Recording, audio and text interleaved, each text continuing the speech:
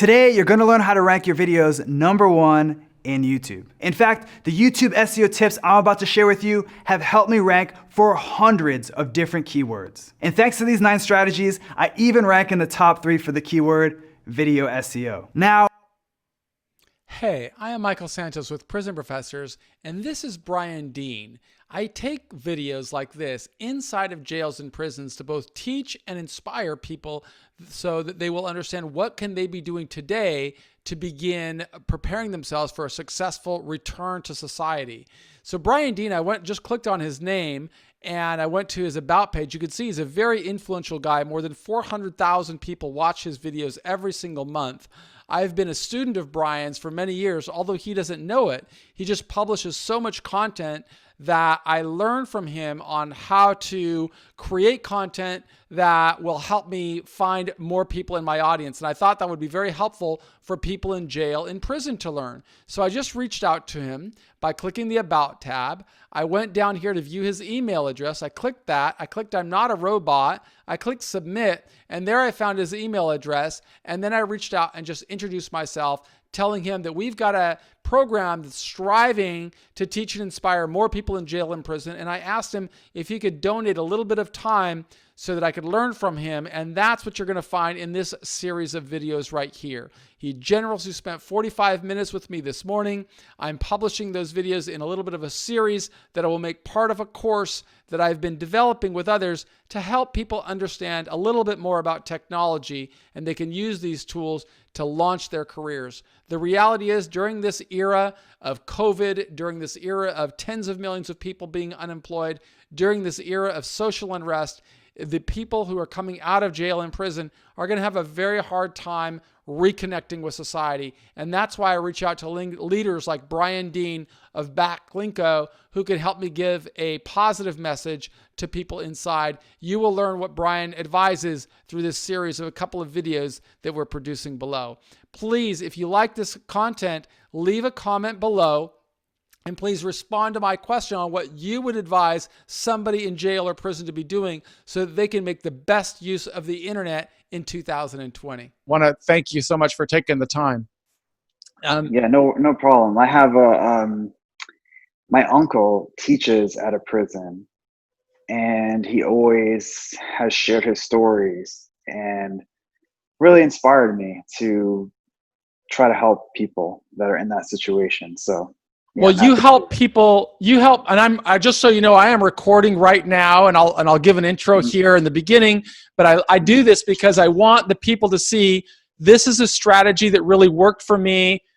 Coming home, I came out of prison after 26 years and had no concept of the internet. I'd never sent an email. I'd never sent a YouTube, never seen a YouTube video, never seen anything.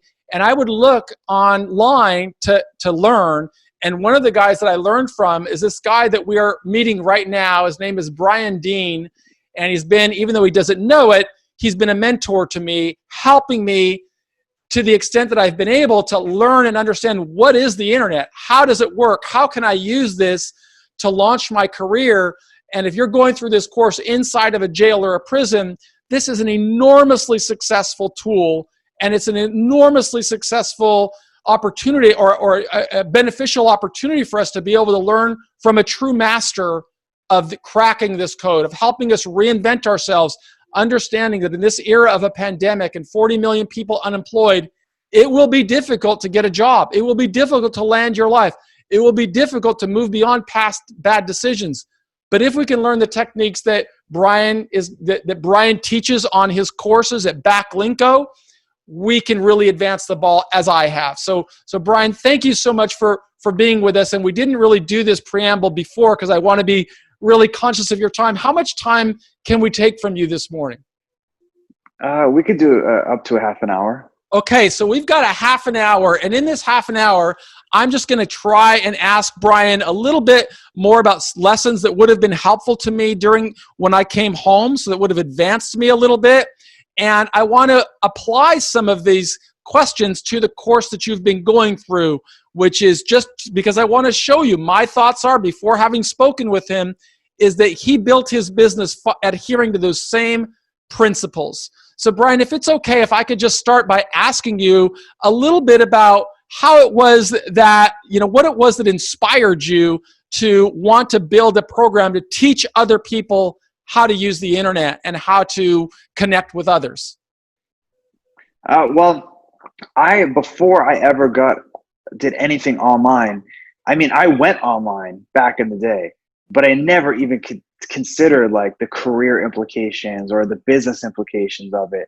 It was just for fun. Like I would just read ESPN and, go on Facebook. And that was kind of my experience with the internet. And then in 2008, I kind of realized that there's like an opportunity. I was unemployed. I was living in my parents' basement.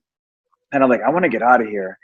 And I wanted a traditional job, but I had trouble finding it. So I went online and started to experiment with building a business online. Fortunately for me, I ended up finding a job during that time because it just takes time to actually build a business online that can sustain you. And fortunately, I found a job so I could pay the bills, get out of my parents' basement. And ultimately, over the course of years, was able to build up a business that did well online. And I started my current company, Backlinko, as kind of a way to teach people all those lessons I learned and also some of the lessons I'm learning every day. So a lot of the people, as you can imagine, that are watching this video, they don't have access to Backlinko. They don't have access to the internet, but now they get an opportunity to listen and learn from somebody who has that really CEO mindset that we talk about. And what I just heard Brian say that relates directly to this course is he understood what success would look like. He started out just going online, but he wanted to find a job and he wanted to find a way to build a business, but he knew that there were going to be incremental stages along the way. So he set these goals, and some of those goals were figuring out, well, what lessons can I learn and can they be applicable to other people? I saw, Brian, that when I was looking at your background, it said that you had built a couple of businesses that had floundered before you really found the sweet spot in SEO training, which I'm going to ask you to explain. But how were you able to muster up? Because a lot of the guys in jail are going to have to do this. They're looking at themselves as being in a struggle right now, which is equivalent to failing. How did you muster up the discipline and the energy to get back on the horse and try it again? I mean, it was like my life's purpose, honestly. Like once I realized that it was possible to work online and build a business online, it was like, well, that's what I need to do. Even the job that I had was just a means to that end. It was for me to pay the bills and then take any extra money I had and invest it in that business. And the setbacks were luckily there wasn't like a moment that it was like something failed. It was more that something I would create would slowly fizzle out. So to give you an example, my first business was selling an ebook about nutrition. And there wasn't like a day where it was like, this failed. So I think if that happened, it would have been a lot harder because I would have had to really face the fact that it failed. Because it slowly fizzled out and never really went anywhere in the first place, I was able to switch gears and try something else, and then switch gears and try something else, and then switch gears. And switching gears can be bad because you want to focus on one thing and grow it. But it was good where I was because the thing I was doing wasn't working and I did need to change it up. So it wasn't as hard as it sounds because the failures didn't feel like failures at the time. It just felt like, oh, I'm going to switch gears and try something new. Brian, when you give us a little bit of context, if you could you tell us what your educational background is, your formal educational background? I studied nutrition in college. So you do have a college degree? Yes. But most of the work that it sounds like that you've done is not really related to nutrition, but rather the self-learning, the pursuit of learning as much as you could about how to connect with customers rather than nutrition. Is that accurate? Yes. So what year was that when you started to make that transition from the nutrition space into more of a technology base? Well, in 2008, I basically launched my first little online business while I had my nutrition job. I was working as a dietitian in New York.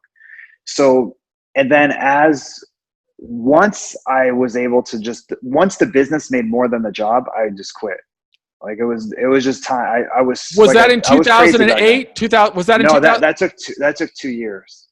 So around 2010, and a lot of the people that you're going to be communicating with, that you are communicating with right now, were still in prison in 2010. And that I would like it if you could help us understand a little bit about how the internet has changed from 2010 until 2020.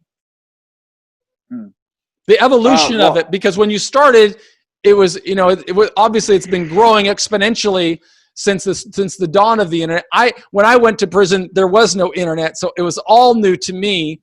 But a lot of people that have been in prison since 2005, 2008 think they have an idea of what it operates like and how to build a business online. But it might be fundamentally different today, and you would be in a position to help us understand that. Well, if you haven't been on the internet in a long time, there's good news and bad news about what has sort of changed.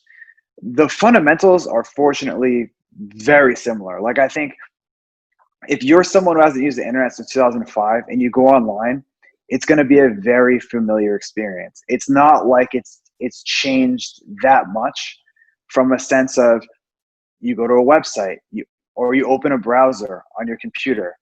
You go to a website and you type in google.com, you search for something, results come up, you click on it, that you go to a web page and you read what's on the web page. So luckily, those sort of fundamental things haven't changed. Oh, you have an email address, you check your email, you reply. There's been some bells and whistles added to that stuff, and there's some massive changes in addition to what I'm saying. But I wanted to first preempt it and say, like, the internet as you knew it in 2005 is fundamentally the same as it is now, with some massive differences, because in 15 years in the internet is like 100 years in offline, right? Like, things change so fast. So a lot of things have changed. I would say the number one change, if I had to sum it up, would be the shift to mobile. But in 2005, you went online on your desktop computer or your laptop. That was how most people went online back then. And today, most internet traffic is on smartphones, like iPhones and Samsung devices and things like that, and tablets. That's where actually most people use the internet now.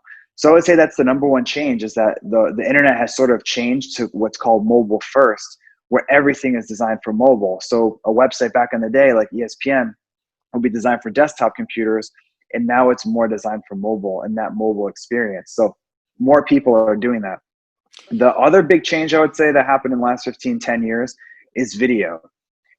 Do you want me to pause there, Michael, or just keep going? No, I'm learning from you as you go, and the people that are watching my course know that this is the way that I learn. I reach out to an expert, I ask for help. That's what I encourage you to do. Even if you're in jail or prison, reach out and ask for help, because you will find generous people that are experts that recognize there's a lot of social injustice in society. There are a lot of problems, but if you don't reach out for help, you don't get this type of insight. So please go on and tell us about video and why that has had an impact in the evolution of the internet. Yeah, so let's say 2005 is our point of last internet use. Back then there were videos, but they weren't as popular as they are now. So right now, to give you some perspective, there's hours and hours of video uploaded to the internet every minute. Some of it is live, people, doing like a live video. Some of it is recorded like this. Some of it is produced, but there's tons of video online. And the biggest platform for video is YouTube. YouTube has really changed. That's one of the big sites that wasn't around back then that is around now. It's the second most visited website in the world after Google. Google's number one. And it's the number one place where people watch videos online. And actually the video and mobile trends are actually related, because most video that goes up online is actually recorded with a phone. Like right now, I'm on my phone recording a video, and the quality is really good. So people are recording more videos than ever before and uploading them to the internet. So I would say those are the two biggest trends, is mobile and internet. The other is social media. So social media was kind of around back then. If you guys remember, MySpace or Facebook was around then, just started. But it's become a lot bigger, and there's more networks where people go to share content, discuss things. connect with other people. The biggest one is still Facebook, but Instagram is a video and photo sharing platform. That's a social network. So that's a big social media network too. And Twitter is also really popular, where people share links. So those are like at a high level, like those are the three biggest changes. If you go online, you're going to be like, those are what I would keep an eye out for. Otherwise, I would say like email is surprisingly the same as it was back then. Visiting a website is exactly the same as it was. Browsers are very similar. Though those are the three big changes: is the mobile, video, and social networks. I'm really grateful to Brian Dean of Backlinko for taking the time to help me show people in jail and prison steps that they could be taking today to begin learning a little bit more about how to use the internet after 2020 when they go home.